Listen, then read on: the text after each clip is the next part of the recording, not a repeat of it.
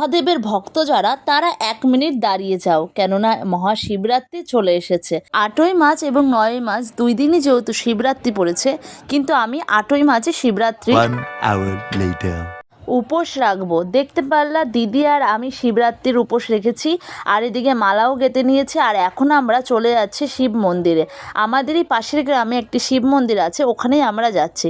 শিব মন্দিরে আসার পর পাশের কল থেকে পা ধুয়ে নিলাম।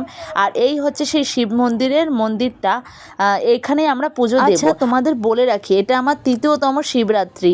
তোমাদের কততম শিবরাত্রি অবশ্যই সেটা কমেন্টে জানিও। মন্দিরে ঢোকার সাথে সাথেই এই দৃশ্যটা দেখে সত্যি চোখ দুটো ধাঁধিয়ে উঠলো।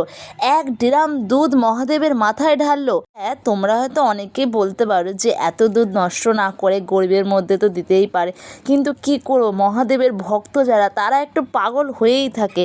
আর আমিও এদিকে পুজো দিতে বসে গেছি।